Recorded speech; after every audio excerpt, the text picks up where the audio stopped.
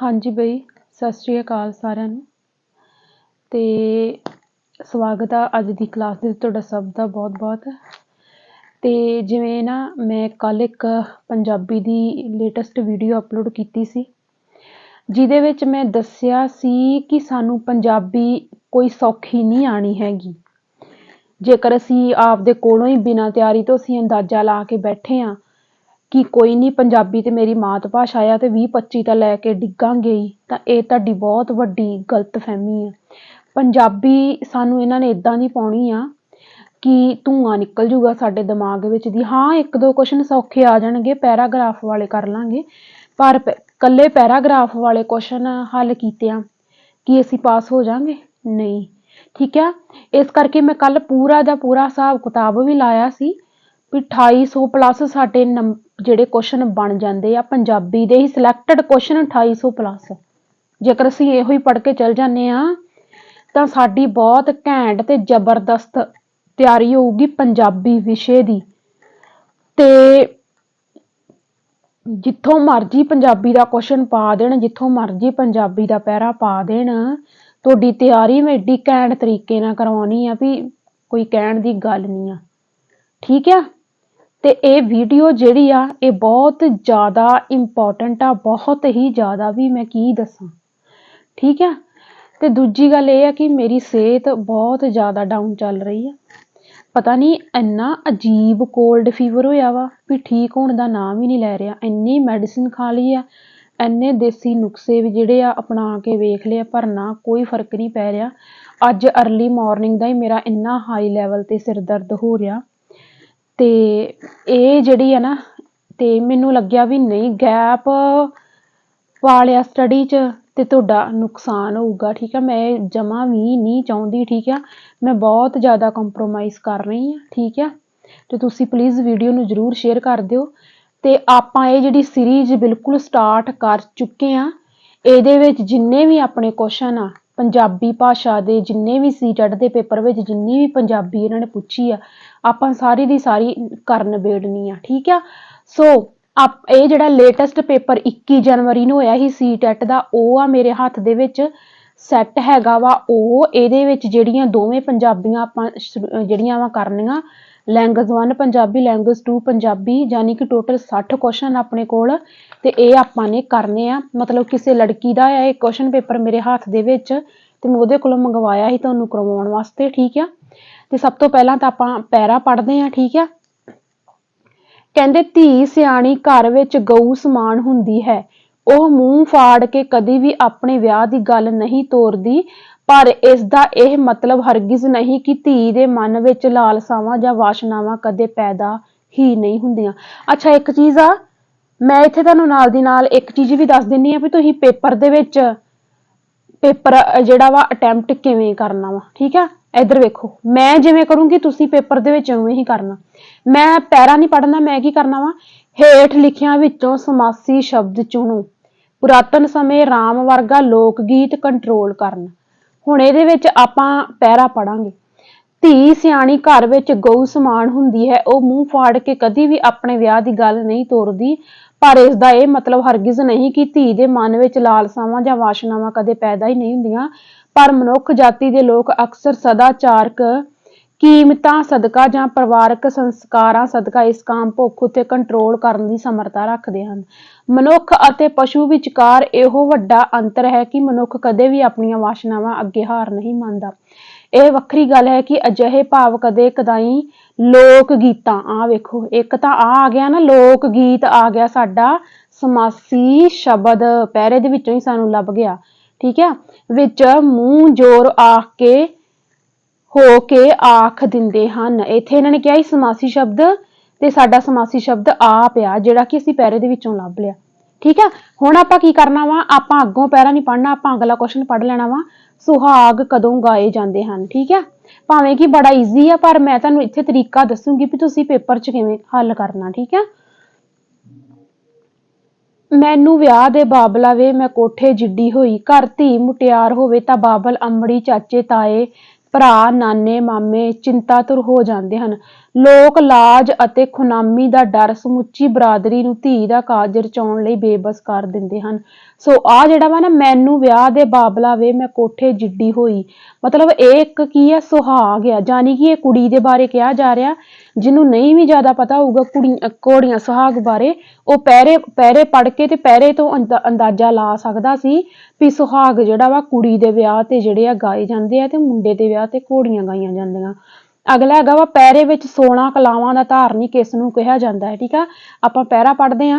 ਕਹਿੰਦੇ ਆ, ਉਂਝ ਤਾਂ ਪੁਰਾਤਨ ਸਮੇਂ ਦਾ ਸਮਾਜ ਧੀ ਨੂੰ ਉਸਦੇ ਇਤਬਾਰ ਬਾਰੇ ਕਦੇ ਵੀ ਵਿਸ਼ਵਾਸ ਵਿੱਚ ਨਹੀਂ ਸੀ ਲੈਂਦਾ, ਪਰ ਸੁਹਾਗ ਗੀਤਾਂ ਅੰਦਰ ਕਿਤੇ ਕਿਤੇ ਅਜਿਹੀ ਪੁੱਛ ਪੜਤਾਲ ਦਾ ਸੰਕੇਤ ਪ੍ਰਾਪਤ ਹੋ ਜਾਂਦਾ ਹੈ। ਚੰਨਣ ਦੇ ਓਲੇ ਖੜੀ ਬੇਟੀ ਬਾਬਲ ਕੋਲੋਂ, ਤਾਰਿਆਂ ਵਿੱਚੋਂ ਚੰਨ, ਚੰਨਾਂ ਵਿੱਚੋਂ ਕਾਹਣ, ਅਰਥਾਤ ਕਨ੍ਹਈਆ ਵਰਦੀ ਲੋਚਾ ਕਰਦੀ ਹੈ।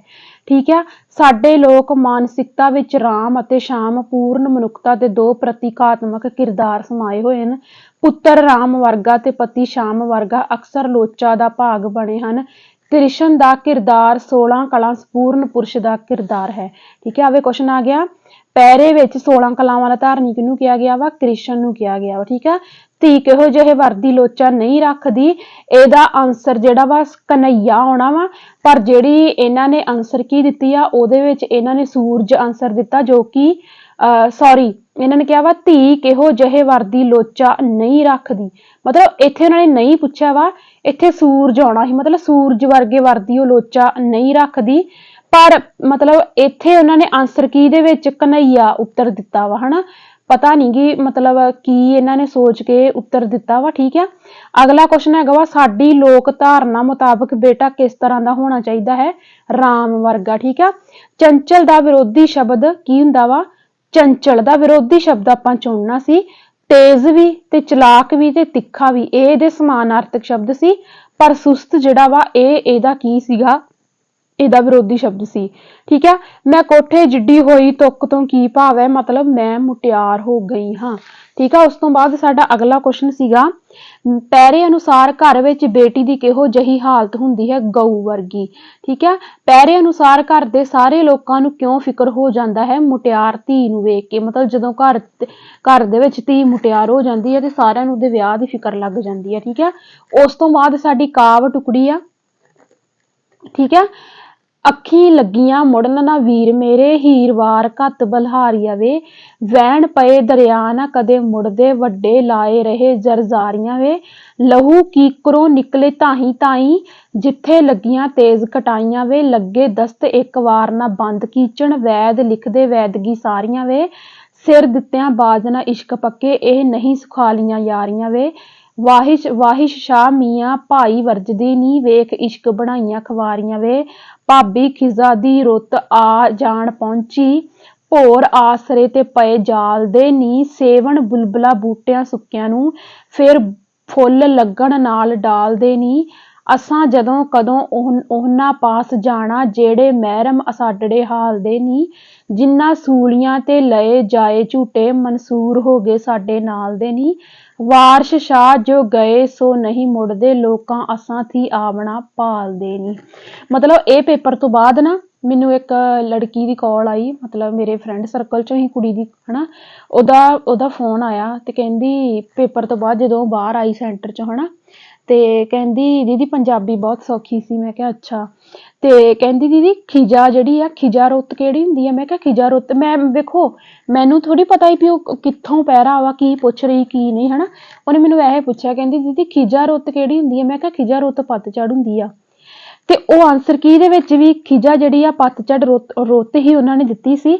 ਤੇ ਉਹ ਬਹੁਤ ਖੁਸ਼ ਹੋਈ, ਜਾਂਦੀ ਦੀਦੀ ਹਾਏ ਤੁਸੀਂ ਆਨਸਰ ਬਿਲਕੁਲ ਸਹੀ ਦੱਸਿਆ ਸੀ। ਠੀਕ ਆ, ਸੋ ਜੇਕਰ ਮੇਰੇ ਤੋਂ ਤੁਸੀਂ ਪੰਜਾਬੀ ਪੜ੍ਹੋਗੇ ਤਾਂ ਇਹਦੇ ਨਾਲ ਨਾਲ, ਚਲੋ ਮੈਂ ਇਹ ਨਹੀਂ ਕਹਿੰਦੀ ਵੀ ਮੈਂ ਬਾਹਲੀ ਪਰਫੈਕਟ ਹੈਗੀ ਹਾਂ, ਮੈਂ ਇੱਕ ਚੀਜ਼ ਤੁਹਾਨੂੰ ਜ਼ਰੂਰ ਕਹੂੰਗੀ ਵੀ ਪੰਜਾਬੀ ਦੇ ਪੇਪਰ ਨੂੰ ਅਸੀਂ ਹੱਲ ਕਿਵੇਂ ਕਰਨਾ ਵਾ, ਸੋਲਵ ਕਿਵੇਂ ਕਰਨਾ ਵਾ, ਇਹ ਚੀਜ਼ਾਂ ਵੀ ਮੈਂ ਤੁਹਾਨੂੰ ਨਾਲ ਦੀ ਨਾਲ ਦੱਸਦੀ ਜਾਊਂਗੀ। ਹੁਣ ਵੇਖੋ ਇੱਥੇ ਇਹਨਾਂ ਨੇ ਕਿਹਾ ਵਾ ਉਪਰੋਕਤ ਕਾਵ ਬੰਦ ਕਿਸ ਦਾ ਹਿੱਸਾ ਹੈ।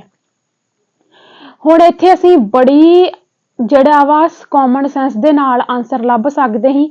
ਆਹ ਵੇਖੋ ਵਾਰਸ਼ ਸ਼ਾਹ, 2 ਵਾਰੀ ਸ਼ਬਦ ਆਇਆ ਵਾਰਸ਼ ਸ਼ਾਹ। ਤੇ ਇਸ਼ਕ ਦੀ ਗੱਲ ਹੋ ਰਹੀ ਆ ਤੇ ਸਾਨੂੰ ਇਹਨਾਂ ਤੇ ਪਤਾ ਹੀ ਆ ਵੀ ਵਾਰਿਸ ਸ਼ਾਹ ਨੇ ਹੀਰ ਲਿਖੀ ਆ ਤੇ ਅਸੀਂ ਇੱਥੇ ਕੀ ਆਨਸਰ ਲਾ ਸਕਦੇ ਸੀ ਕਿ ਵਾਰਿਸ ਦੀ ਹੀਰ ਕਿੱਸੇ ਦਾ ਹਿੱਸਾ ਹੈ। ਇਹ ਕਾਵਿ-ਬੰਧ ਜਿਹੜਾ ਵਾ ਕਟਾਰੀਆਂ ਤੋਂ ਕੀ ਭਾਵ ਆ ਛੁਰੀਆਂ, ਠੀਕ ਆ। ਕਟਾਰੀਆਂ ਮਤਲਬ ਇੱਥੇ ਲੱਗੀਆਂ ਨੇ, ਇੱਥੇ ਨੇ ਕਿਹਾ ਨਾ ਵੇ ਜਿੱਥੇ ਲੱਗੀਆਂ ਤੇਜ ਕਟਾਰੀਆਂ ਵੇ, ਠੀਕ ਹੈ। ਇਹਦਾ ਮਤਲਬ ਇਹ ਸੀ ਕਿ ਕਟਾਰੀਆਂ ਮਤਲਬ ਛੁਰੀਆਂ ਲੱਗਣੀਆਂ। ਸੁਹਾਣੇ ਕਿਸ ਨੂੰ ਕਿਹਾ ਗਿਆ ਹੈ? ਹੁਣ ਹਵਾਈ ਜਹਾਜ਼ ਤਾਂ ਸੁਹਾਣਾ ਨਹੀਂ ਹੋ ਸਕਦਾ, ਮਲਾਹ ਨਹੀਂ ਹੋ ਸਕਦਾ, ਹਨਾ। ਗਲੀ ਦਾ ਮੋੜ ਵੀ ਸੁਹਾਣਾ ਨਹੀਂ ਹੋ ਸਕਦਾ, ਰੁੱਖ ਜ਼ਰੂਰ ਸੁਹਾਣਾ ਹੋ ਸਕਦਾ। ਰੁੱਖ ਜਿਹੜਾ ਵਾ ਇਹਦਾ ਸਹੀ ਆਨਸਰ ਆਊਗਾ, ਠੀਕ ਆ। ਵਹਿਣ ਪਏ ਦਰਿਆ ਨਾ ਕਦੇ ਮੁੜਦੇ, ਇਹਦਾ ਮਤਲਬ ਇਹ ਸੀ ਵੀ ਇਸ਼ਕ ਤੋਂ ਪਿੱਛੇ ਹਟਣਾ ਮੁਸ਼ਕਲ ਹੈ। ਮਤਲਬ ਜਿਹੜੇ ਇੱਕ ਵਾਰੀ ਇਸ਼ਕ ਦੇ ਚੱਕਰਾਂ 'ਚ ਪੈ ਜਾਂਦੇ ਆ ਉਹ ਕਦੇ ਵੀ ਵਾਪਸ ਜਿਹੜੇ ਆ ਨਹੀਂ ਮੁੜ ਸਕਦੇ, ਠੀਕ ਆ। ਮਤਲਬ ਵਹਿਣ ਪਏ ਦਰਿਆ ਕਦੇ ਵੀ ਜਿਹੜੇ ਆ ਉਹ ਮੁੜਦੇ ਨਹੀਂ ਆ। ਤੇ ਬਹੁਤ ਸਾਰੇ ਬੱਚੇ ਜਿਹੜੇ ਆ ਆਨਸਰ ਲਾ ਕੇ ਆਏ ਸੀ ਬੰਦਾ ਡੁੱਬ ਜਾਵੇ ਤਾਂ ਨਿਕਲਣਾ ਮੁਹਾਲ ਹੋ ਜਾਂਦਾ ਵਾ। ਇਹ ਬਿਲਕੁਲ ਗਲਤ ਸੀ। ਇਹਦੀ ਰਾਈਟ ਆਪਸ਼ਨ ਆਉਣੀ ਸੀ ਇਸ਼ਕ ਤੋਂ ਪਿੱਛੇ ਹਟਣਾ ਬਹੁਤ ਮੁਸ਼ਕਲ ਹੈ। ਉਪਰੋਕਤ ਸਤਰਾਂ ਅਨੁਸਾਰ ਪਿਆਰ ਪੁਗਾਉਣ ਲਈ ਕੀ ਦੇਣਾ ਪੈਂਦਾ ਹੈ? ਸਿਰ ਦੇਣਾ ਪੈਂਦਾ ਵਾ, ਕਿਉਂਕਿ ਇੱਥੇ ਸਿਰ ਦੀ ਗੱਲ ਹੋਈ ਸੀ। ਆਹ ਦੇਖੋ, ਸਿਰ ਦਿੱਤਿਆਂ ਬਾਜ ਨਾ ਇਸ਼ਕ ਪੱਕੇ, ਇਹ ਨਹੀਂ ਸੁਖਾਲੀਆਂ ਯਾਰੀਆਂ ਵੇ। ਸੋ ਇੱਥੇ ਆਉਣਾ ਸੀ ਵੀ ਪਿਆਰ ਪੁਗਾਉਣ ਲਈ ਕੀ ਦੇਣਾ ਪੈਂਦਾ ਆ? ਸਿਰ ਦੇਣਾ ਪੈਂਦਾ ਆ, ਠੀਕ ਆ।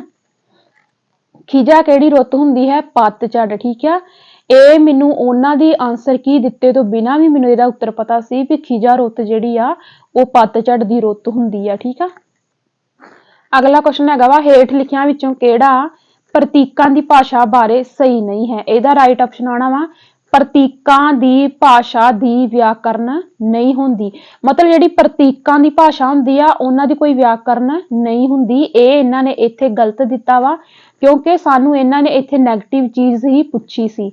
ਵੱਖ-ਵੱਖ ਸਮੂਹਾਂ ਵਿੱਚ ਵਿਦਿਆਰਥੀਆਂ ਨੂੰ ਸਿਖਲਾਈ ਦਾ ਕਾਰਜ ਦਿੱਤਾ ਗਿਆ ਹੈ। ਪਤਾ ਲਗਾਓ ਕਿ ਸ਼ਬਦਾਵਲੀ ਸਿੱਖਣ ਦੀ ਇਸ ਗਤੀਵਿਧੀ ਨੂੰ ਕੀ ਕਿਹਾ ਜਾਂਦਾ ਹੈ? ਕੀ ਕਿਹਾ ਜਾਊਗਾ? ਇਹਨੂੰ ਕਿਹਾ ਜਾਊਗਾ ਸੰਯੁਕਤ ਸ਼ਬਦਾਵਲੀ। ਨਹੀਂ, ਇਹਦਾ ਆਨਸਰ ਜਿਹੜਾ ਵਾ ਸੰਯੁਕਤ ਸ਼ਬਦਾਵਲੀ ਨਹੀਂ ਆਉਣਾ। ਇਹਦਾ ਰਾਈਟ ਆਨਸਰ ਆਉਣਾ ਵਾ ਵਿਸ਼ੇਗਤ ਸ਼ਬਦਾਵਲੀ। ਇਹ ਇਹਨਾਂ ਨੇ ਆਨਸਰ ਕੀ ਦੇ ਵਿੱਚ ਦਿੱਤਾ ਸੀਗਾ? ਤੀਜੀ ਆਪਸ਼ਨ, ਠੀਕ ਹੈ। ਇਸ ਚੀਜ਼ ਨੂੰ ਤੁਸੀਂ ਯਾਦ ਰੱਖਿਓ, ਠੀਕ ਹੈ।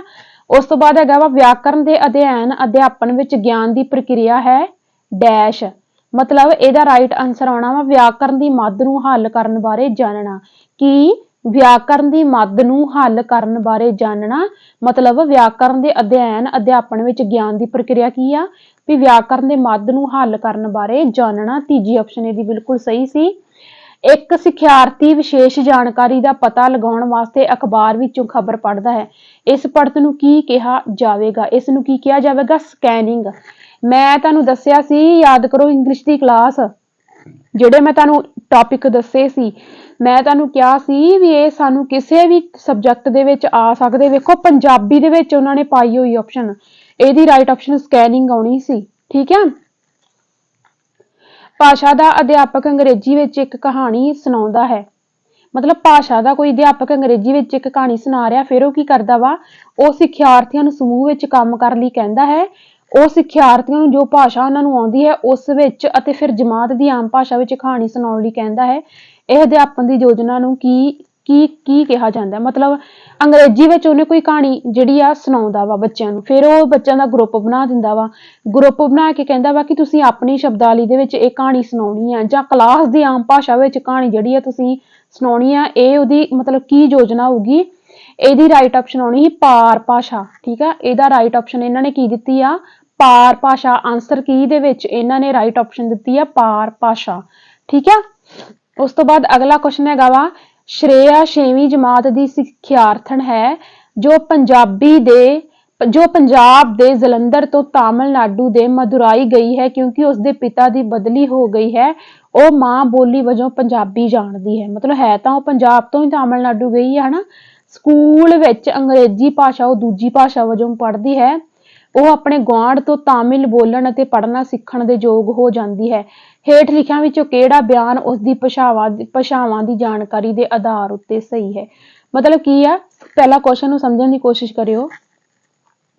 ਹੈਗੀ ਤਾਂ ਉਹ ਪੰਜਾਬ ਦੀ ਆ ਪਰ ਕਿੱਥੇ ਚਲੀ ਗਈ? ਤਾਮਿਲਨਾਡੂ ਚਲੀ ਗਈ। ਪੰਜਾਬੀ ਭਾਸ਼ਾ ਤੋਂ ਉਹਦੀ ਮਾਂ ਬੋਲੀ ਹੋ ਗਈ ਤੇ ਅੰਗਰੇਜ਼ੀ ਭਾਸ਼ਾ ਉਹ ਦੂਜੀ ਭਾਸ਼ਾ ਵਜੋਂ ਪੜ੍ਹਦੀ ਆ। ਠੀਕ ਹੈ। ਪਰ ਜਿਹੜੀ ਉਹ ਤਾਮਿਲਨਾਡੂ ਦੇ ਵਿੱਚ ਜਾ ਕੇ ਜਿਹੜੀ ਤਾਮਿਲ ਭਾਸ਼ਾ ਸੀ ਉਹ ਆਂਢ ਗੁਆਂਢ ਦੇ ਵਿੱਚ ਵਿਚਰਨ ਤੋਂ ਬਾਅਦ ਸਿੱਖ ਗਈ। ਇਹਦਾ ਮਤਲਬ ਕੀ ਆ ਵੀ ਪੰਜਾਬੀ ਤੇ ਤਾਮਿਲ ਉਸਦੀ ਭਾਸ਼ਾ ਪ੍ਰਾਪਤੀ ਦੇ ਤਹਿਤ ਆਉਂਦਾ ਵਾ। ਮਤਲਬ ਉਹਨੇ ਸਿੱਖੀਆਂ ਤੇ ਨਹੀਂ ਨਾ, ਪੰਜਾਬੀ ਉਹਦੀ ਮਾਂ ਬੋਲੀ ਕਿਉਂਕਿ ਉਹ ਪੰਜਾਬ ਤੋਂ ਗਈ, ਤਾਮਿਲ ਉਹਨੇ ਆਂਢ ਗੁਆਂਢ ਰਹਿਣ ਤੋਂ ਸਿੱਖ ਲਈ, ਉਹਨੇ ਉੱਥੇ ਹਨਾ ਉਹਨਾਂ ਦੇ ਵਿੱਚ ਵਿਚਰੀ।